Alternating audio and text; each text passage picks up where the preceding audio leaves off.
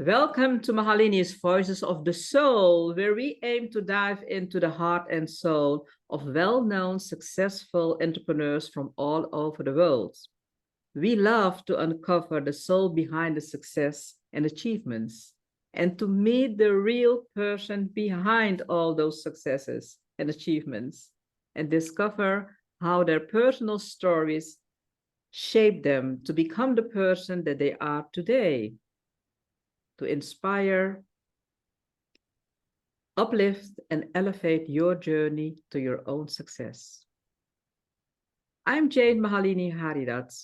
I'm a multi-dimensional medium and a teacher healer on sacred sexuality and soul embodiment. And I'm also the writer of the book, Make Peace with Your Origin.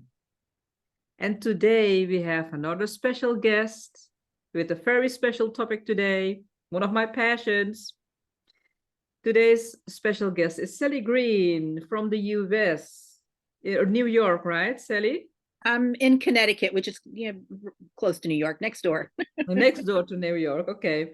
And we will explore a topic we are both passionate about, which is God, which is spirituality, and how we include God and spirituality in our daily activities, in our daily lives.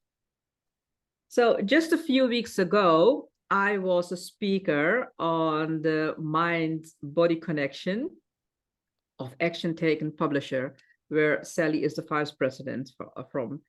And I was really privileged to be one of the speakers where I provided a healing on our sacred sexuality with the power of the Aloha power of Hawaii, another passion of mine. And so I'm very grateful for the given opportunity, Sally. Thank you again, and happy to have you here too to talk about your passion. So welcome. Yeah, thank you so much. I'm excited to be here and talk about this topic. Yeah. So before we dive further into your personal story, just please take us in your private life. The place you're living now in Connecticut, was it also your birthplace? Yeah, I've born here, never left. I mean, I live probably 15, 20 minutes from where I grew up. I've been married 39 years Oh, wow. to my husband.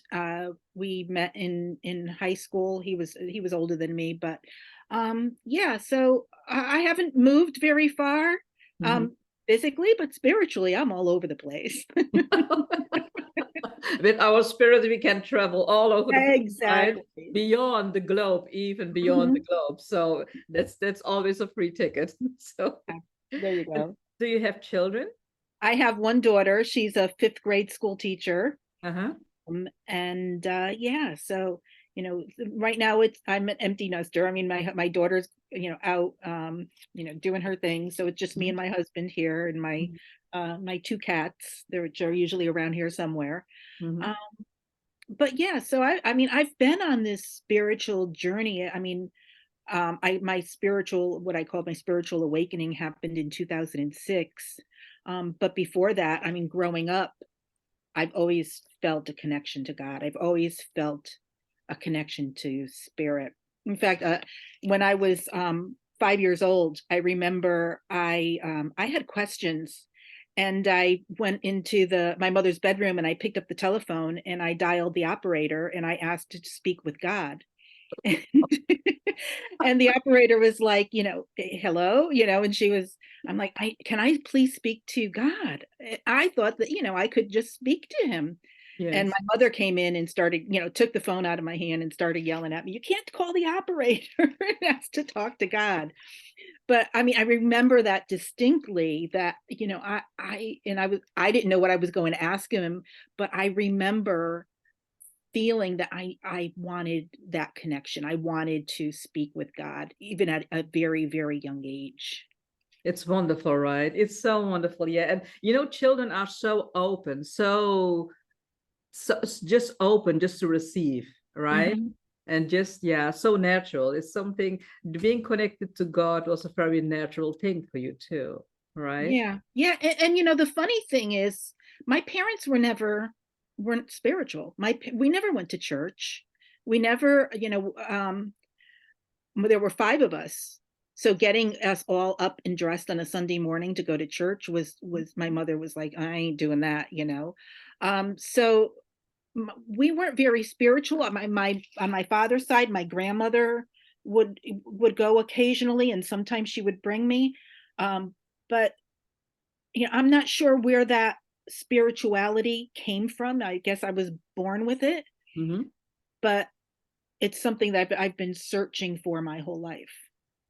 So yeah, wonderful, wonderful to hear. It is. I'm so curious just to know more about it. You know how now you're including it in your daily life. But before we and also in your wonderful business activities. Huh? But before we go into that part, I would like to share with the world, about you and your business activities and your driving forces.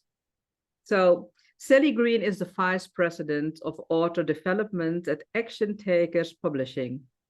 With a background in business and Christian mentorship, Sally's passion for storytelling and empowering others has transformed her into a best-selling author and inspirational speaker. In March of 2020, Sally realized that while she was good at caring for everybody else, she was really bad at caring for herself. This revelation sparked a journey of self care, leading her to invest in herself and contribute to a multi author book project. That experience ignited Sally's passion for writing and a desire to help others share their stories with the world.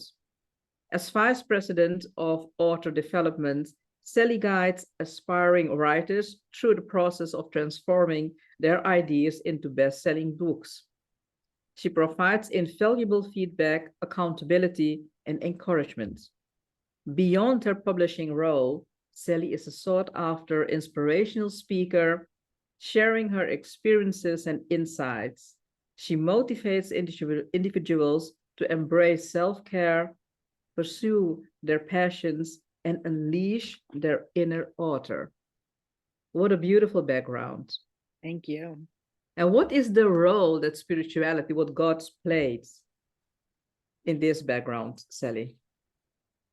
God's all over there. I mean, none of that, all of that is God driven. Yeah. I couldn't have written what happened to me in 2020. It had to be a God pulling me out of where I was, Mm-hmm. because I was in such a dark place. Mm-hmm. Um, And and in would you like 9 months, to share, would you like to share a little bit more about that dark place? Is it okay for you? yeah, yeah. I had I had a cleaning business. My husband and I had a janitorial and cleaning business. We worked in this place, and it got to where it was just monotony, and I needed the job to make the money, to pay the bills, to and it was every day just doing the same thing, and I was working Mm-hmm. and working and Mm-hmm. working Mm-hmm. so hard and not getting anywhere. I had let myself go. I Mm-hmm. wasn't connected spiritually the way that I used to be and the way that I wanted to be. Mm-hmm. And I was 40 pounds heavier. I mean, I'm big now, but I was 40 pounds heavier than I am now. Mm-hmm. And so I remember the day I woke up and I looked in the mirror, and we had the lockdown had just happened. They were only saying it was only going to last a couple of weeks, but it had just happened. Mm-hmm.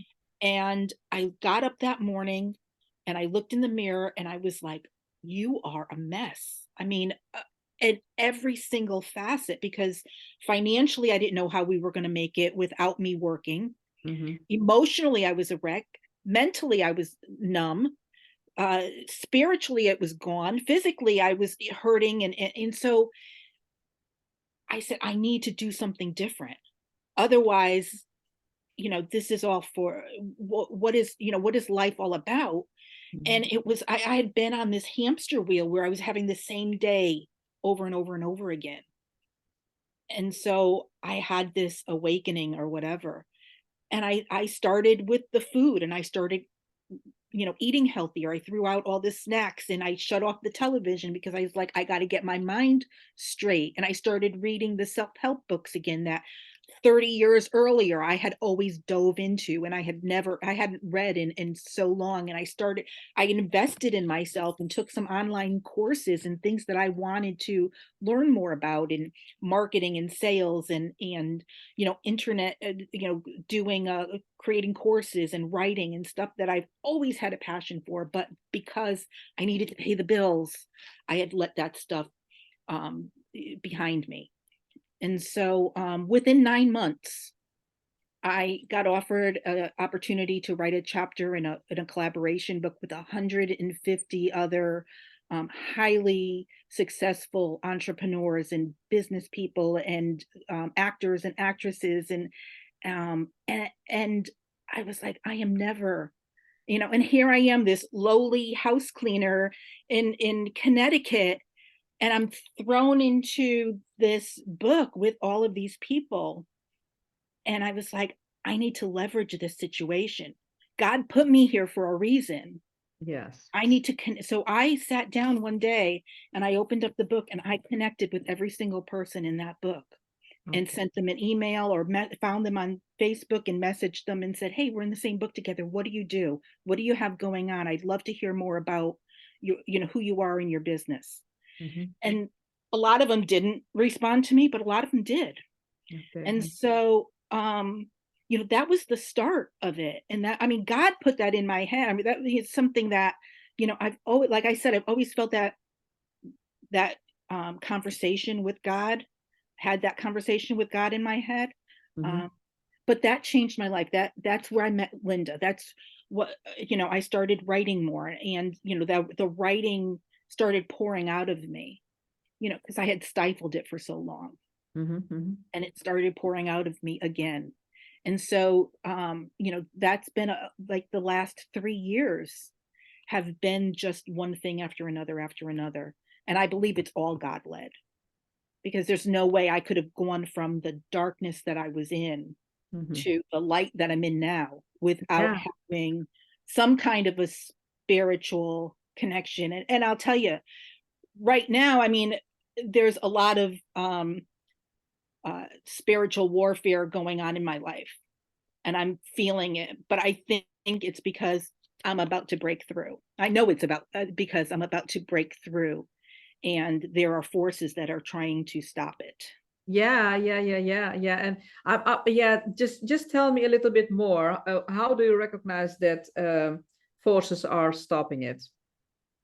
Um, it's And, just and, and it's feel free, just feel yeah, no, free no. I to mean, right. mention the Well, I forces. mean, Okay. there's just every aspect of my life right now. Mhm. Those all those areas that I talked about, the financial and the relationships and the, you know, um, my mom has Alzheimer's, so I'm dealing with that. My Mhm. dad has heart issues. My husband just got a cancer diagnosis. Mhm. I've got my daughter is having issues with her relationship with her boyfriend. Mhm. The business the last like few months hasn't brought in the amount of money that we were previously had, so it's we're trying to revamp the business. And so it seems that it's just coming at me from all sides, and I'm kind of trying to just hold it all together. Mhm. And the only thing that's keeping me going is my faith. And Yes. Yeah, and how does it keep you going? Because I can imagine, I recognize what you're saying, okay? Because Mhm. I had also a lot of challenges and hurdles and talking about, forces that are pulling you down, I recognize what you're saying. And so, but how do you deal with it? How is your faith keeping you on track? Well, I What have is your my morning ritual? What is your morning ritual? well, that my I every morning I wake up usually about 5:30, 6 o'clock. I mean, I don't even set the alarm. I just wake up, Mm-hmm. and I lay there and I have my conversation with God. Mm-hmm. Mm-hmm. And usually it's about an hour to 2 hours. Okay. Mm-hmm. I will lay there and I will say, okay, Lord, this is what I have going on. This is what I need help with. Mm-hmm. Um, and I visualize, I do a lot of visualizations. Mm-hmm. Mm-hmm. I visualize my day going the way that I want it to go. Mm-hmm. I visualize the positiveness.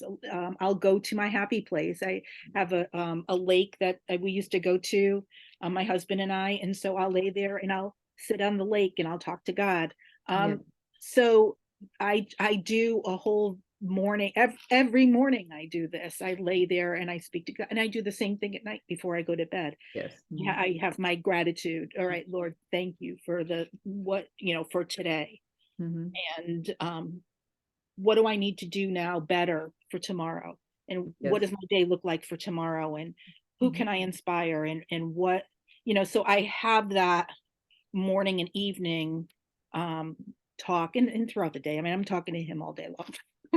Yeah, yeah, yeah. It's the same thing I'm doing too, and it is fun, right? At least then, Hmm. in my case, it helps me just to. It is something automatically. It is happening. It is happening 24/7. You just talk. When you wake up, you start to talk with God or to the angels and Hmm. the spirits, and it helps. It helps a lot, right? Just to feel carried and accompanied. But I wasn't always that way. And I talked about, 2006 I had my spiritual awakening. Yeah, I yeah. taught Sunday school for 20 plus, actually I've taught it for over 30 years to the Mhm. kids, and I would go on Sunday to church and I would teach Sunday school, and I would come home and I wouldn't talk to God. I wouldn't think about God until next Sunday when I had to prepare my lesson, or Yeah. next Saturday night when I had to prepare my lesson for the week. And then in 2006 I had a whole spiritual event that happened, and that kind of woke me up to, okay, I'm speaking to God all day long. Yeah. I have this relationship with God. I know that he's speaking to me. I recognize his voice. I have that discernment that took me years to learn. Yeah. um, but it's being aware, and it's practicing, and it's doing the things that need to be done in order to live this life. I mean, it's hard. Life is hard. There's a lot Life of. is hard. Yeah, you cannot deny it. We cannot deny it. Life is tough. That is, and do you feel that and it seems as if life is becoming more tough, every day, more challenging with all the things going on in the world, and it's becoming heavier and heavier. At least that is what I sense. And Yeah. are there moments that during before you're having your awakening, and maybe after that too, because 2006, it's quite a few years ago, that you had some doubts about God, because the challenges were so very heavy that you had, can you tell that you had such a moment? Oh yeah, my whole teen and 20s. I mean, I doubted God's existence. I doubt. Yeah, it was funny because I was still teaching Sunday school. Yeah. Mhm. Yeah, yeah, yeah, yeah. I doubted that he was real. The in the stuff that they teach you in Sunday school was that, like this man outside of you, or this person outside of you just directing stuff. And it wasn't until I realized that God isn't outside of me, God is inside of me. Yes, exactly. And That, when was the moment? Was it during that event, the spiritual event, that you discovered that God was yeah. inside of you? Yeah. And the power that we have, Yeah, yeah. power that, that and that was, that's another story for another day, but that whole stuff that happened in 2006 was uh just really eye awakening for me. Mhm, mhm, mhm, And a lot of stuff um spiritually was going on. mhm, And I'll just tell one of the stories. I felt like I wanted to do a Bible study for teenagers. mhm, mhm, mhm. And so I was praying because I had gotten offered the opportunity and I didn't want to do it. I didn't want to do it because I had so much on my plate at that time, and I was doing so much, and it's like, Lord, I can't do this. I don't want to do this. And I was praying out loud. It was sprinkling outside, not too badly. And I'd never prayed out loud, but I was praying out loud and saying, Lord, you know, I can't put one more thing on my plate. I got so much going on. I'm not sure this is the right direction. If this is something you want me to do, just give me a sign. Let me know that this is what you want me to do, and I'll do it. And then I said, Amen. As soon as I said amen, there was a flash of lightning, and a thunder outside the door. Outside, I had chills. My whole body got chilled. Yeah. Mm-hmm. And I was like, okay, I guess I need to do this, you know? So things like that were happening regularly to me. And if you're going to that moment that you knew that you had to do whatever God wanted you to do, what was your biggest lesson in that experience?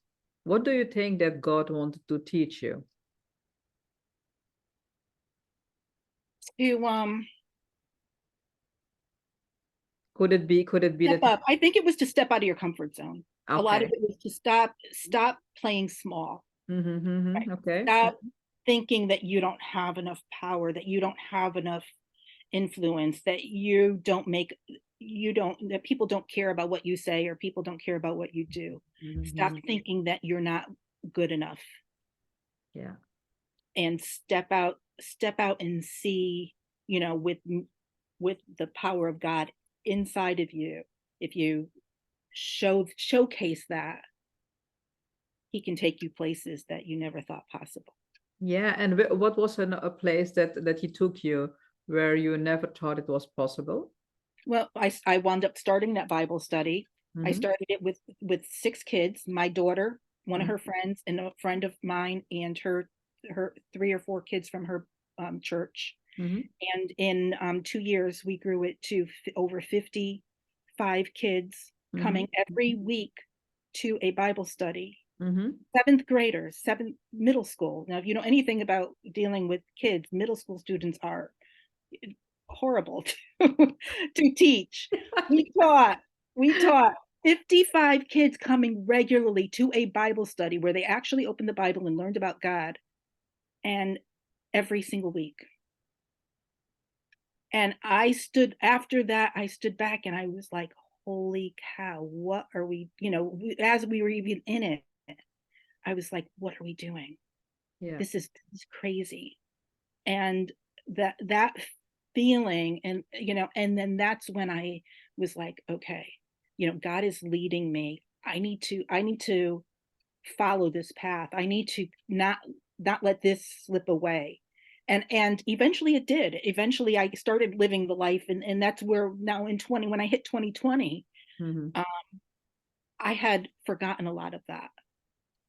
And so the last 3 years I've brought that back. I've brought back the speaking and the writing and the influencing and working with, now I'm working mostly with women, especially women, my age, and are empty nesters in their 50s and 60s and 70s, have um who have had issues in their life, and they want to have now that resilience, right? Yeah. They want to have that feel that power. They want to get to figure out who they are inside, and Mm. how to let that light out. Yeah. Yeah. Yeah. Yeah. Yeah. It is, it is in my work, I also work with a lot of women and sometimes with men too. But it is such a beautiful thing just to know and discover our womanhood and Mhm. femininity. And I don't know on what topics you're working on. I'm working also on the female sexuality, which is so very powerful, just to, because that is being suppressed, and it is really being suppressed, and it is our creative energy. So what are the topics that you are working on with women?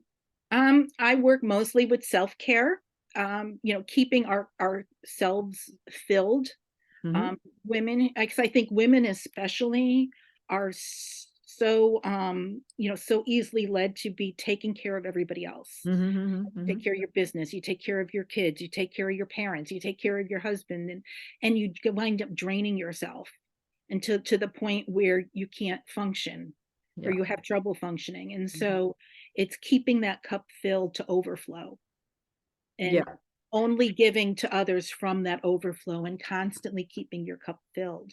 yeah. And Um, how do you keep your cup filled? and What is and what is a tool that you're using to keep your cup filled?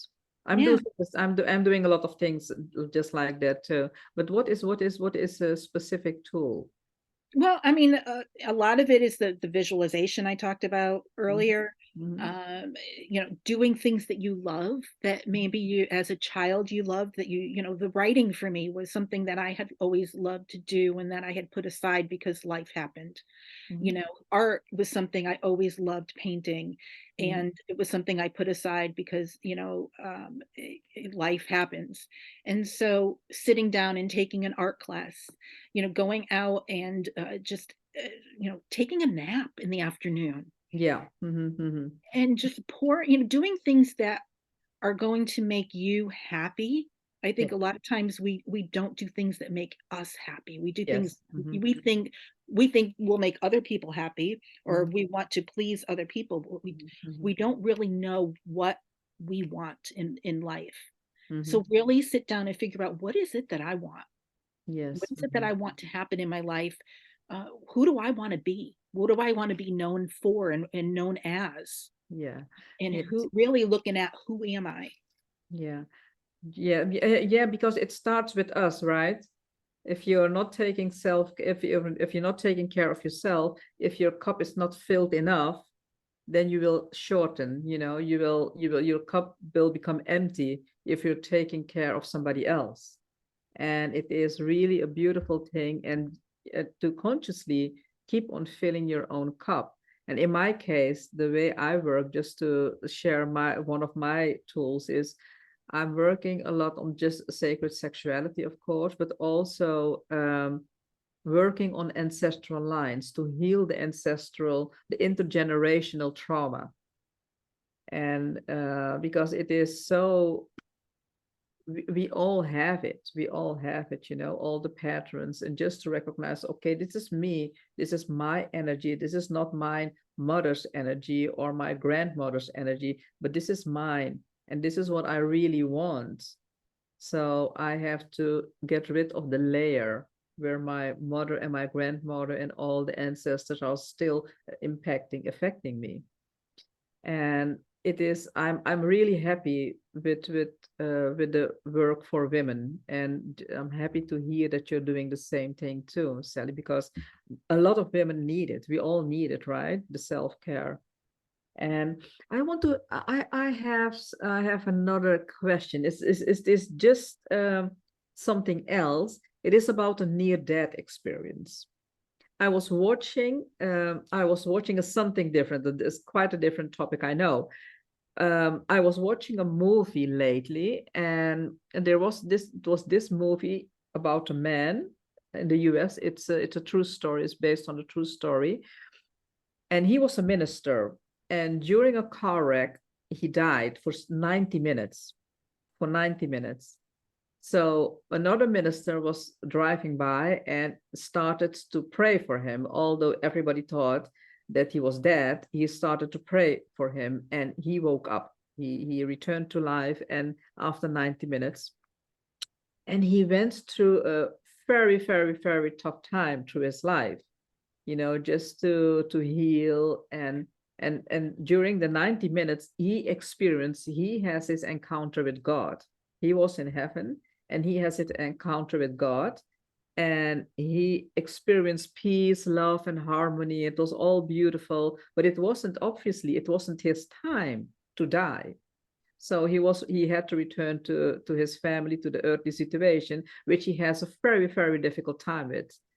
um, so my question, and the moment that after, I think, 1 year or maybe 2 years, the moment that the real healing started for him was the moment that he was able to share his story about his near-death experience and his encounter with God with his wife, which luckily was really open and receptive.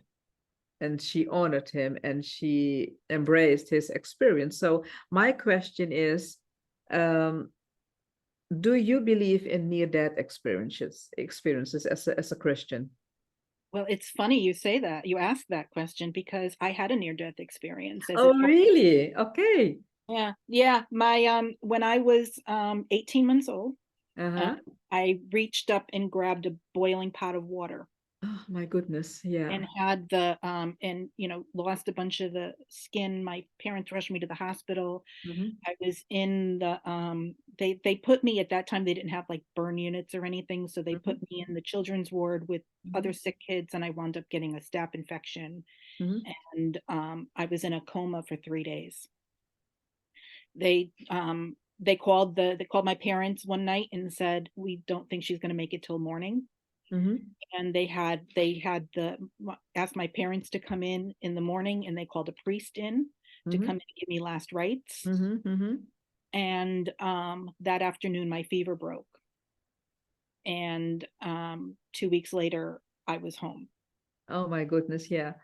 But you did. So I don't remember any of that. Mm-hmm.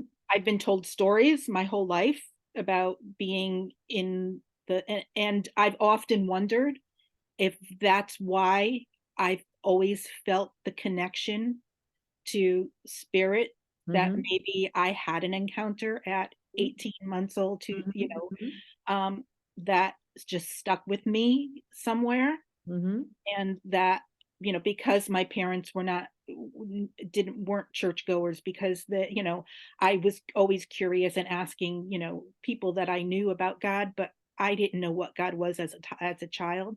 But Mm-hmm. I've often wondered if that's where my spiritual, thinking has come from, is that Yeah. experience. It feels so true. It feels so true what you're saying now. It is funny, right? Because I didn't know anything about this experience. I Right. didn't know because it's the very first time that we are meeting each other, Hmm. right? Doing a Yeah, yeah, podcast and I already. haven't talked about this story. I think I wrote about it in one of the earlier books, but Okay. I haven't told this story out loud in a quite a long time. So yeah, it's So yeah, this is also God driven. Oh my goodness. I was getting prepared, I was watching this movie. I thought, oh, this is a very interesting story, a very interesting question just to take with us, in the podcast and to talk about the near-death experiences. And you're having one, and you're telling us that at the age of 5, you just took the phone and to call God. It Mhm. was so Right, natural. It right. feels so right, It feels so right. Yeah, yeah. Connections So, feel so logical. but I believe in that, that life and death, and where we go when we die is kind of where we go when we sleep. Yes. Yeah. It's that place of peace, that place of, when we're asleep, we don't know what's going on. We don't have those, especially when we're in those moments of deep sleep, right? We don't have the worries. We don't have the anxiety. So where are we? And why can't we just live that throughout the day when we're awake? Yeah, that's a good question. My experience is that I truly believe that during our sleep we are traveling. Our soul is traveling to other dimensions. That is really that's something that I really believe. And sometimes in dimensions that are not so funny, you can wake up, very tired. And in other moments, then you're waking up just like having the feeling that you were in heaven, and Right. so very peaceful and harmonious. So yeah, I really do believe that we travel during the night, during our sleep. So yeah. And do you believe in miracles? Absolutely. Absolutely. Mm-hmm. Yeah, yeah. And I don't, I'm a dreamer. Mm-hmm. And that started in 2006, when all Mm-hmm. that stuff, I would have these dreams, Mm-hmm. and they would be so vivid. Mm-hmm. And I could recall some of them even now, where I would have these dreams and I didn't know what they meant. And I would talk to somebody and they were like, oh my gosh, I know somebody that went through that, or I would go in and do a little and research it. I mean, I had a Jacob's Ladder dream, more than one, where I, was walking and I saw people going up and down an escalator, and so it's just, when we go into that sleep and we have those dreams, I think it's foreshadowing. It's telling us, it's helping us to live life. It's helping us to deal with situations. We could solve things in the middle of the night. I mean, and so, I don't know, how many times do you go to sleep with wondering about something, and you wake up in the morning and you remember something that happened. And so, we have those moments of awakening in the middle of the night that, help us to go through life, right? To help us Yes. to get Yeah. through the day. Yes. Yeah. And I see dreams like messages of God, Mhm. sometimes very vivid, sometimes very clear, and sometimes a little bit puzzling, to question it more and to discover the answer and the solution yourself. So, and sometimes very funny dreams. So Yeah. I just consider dreams as the messages of God. And it's so wonderful, just that we are able to dream, right? It is a wonderful channel to connect with God. And what are you dreaming of in your, what is your bucket list? What is something that you would like to finish, things to do before you die? Well, I'm in the process of writing my own book, so I'd like to get that finished, and I'm hoping to have that finished by the end of this year. Mm-hmm. Um, I've been working on it for, I don't know, probably like 2 years now. And I've Mm-hmm. started it and stopped it, started it and stopped it. I have things written, and um, but I'm like, you know what? I think it's time. So that's on my bucket list for the next few weeks. Actually, is to get that done.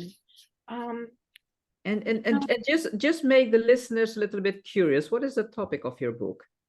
um, so the title, that I mean, the one that I'm working on, it's called Resilience: Mm-hmm. Mm-hmm. 5 life lessons to overcome adversity and emerge stronger. Okay. Mm-hmm. So I want to talk about being resilient, Okay. and Yeah. because Yeah. all my life, that's what it's been, having to fight for what I want, having to bounce back, having to change and conform and be the outlier, right? Be the one who steps outside the boundaries and does something a little bit crazy, does something a little bit different, Mm-hmm. and pulls those that I love along with me and says, "Hey, come on, we can do something a little bit different. We don't have to conform to everybody else." Mm-hmm. Um, but it's being strong enough to bend, right? It's being strong enough to make those changes in your life, to step outside the comfort zone, to do something scary, to Mm-hmm. do something that you're maybe a little bit afraid of, but Mm-hmm. that God is telling you to do. Ah, yeah. Yeah. That inner voice is saying, "Hey, you know what? Go after this, go after this, go after this." And Yeah. you're hesitating. Go Yeah. after it. Have some fun with it. Yeah, and I really believe it's just it is the path to be unique, your unique self, right? And not to be afraid, just to be the creator and create your own life, just the way you feel like you want to do it, and Right. not to be the follower of the mainstream. Exactly. Yeah, Right. that's It was one of the things that I shut the TV off, because I was like, you know what? I'm not, I don't want to be like everybody else. yeah, You know, yeah. my husband laughs at me because we had a job, and we were in a like a community, and all the houses were the same. Every single house was the same. And he was like, would you ever maybe think about selling the house and moving into a community like this? And it was like a gated community, all huge, beautiful houses, but they were all the same. And I was like, never, never.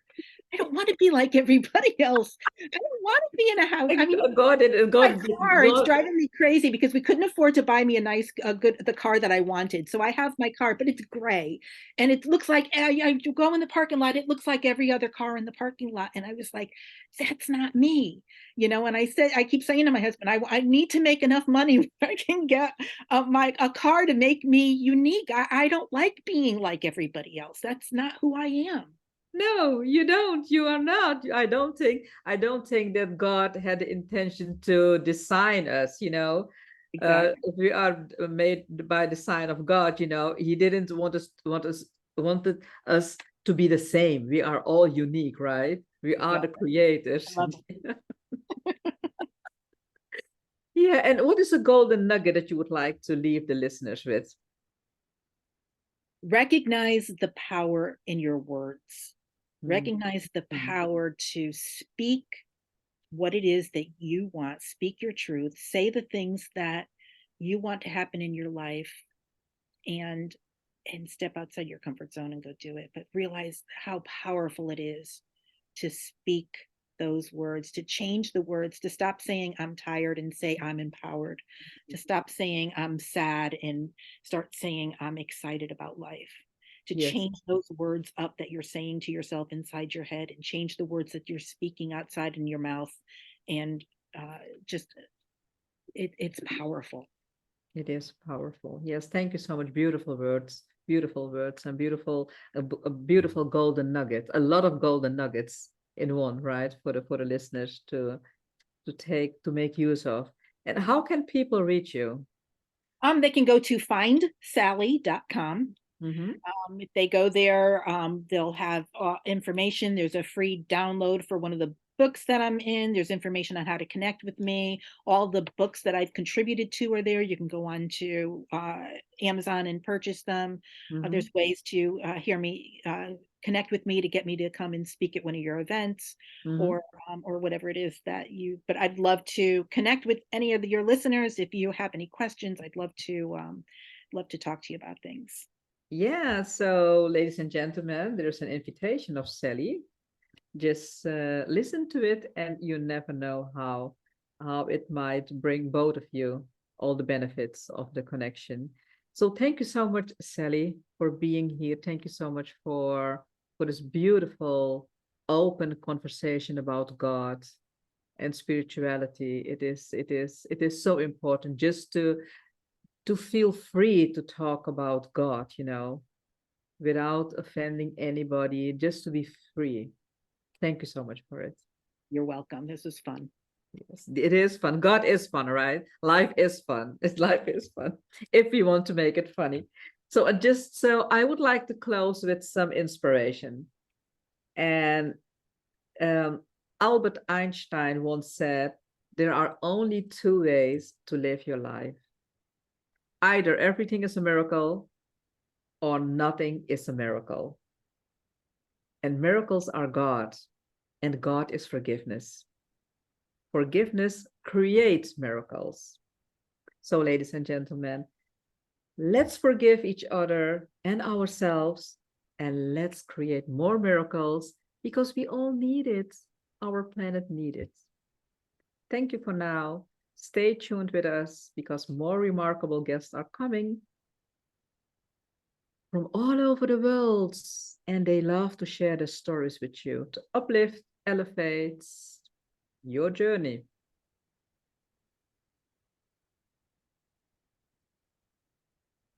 And then, oh,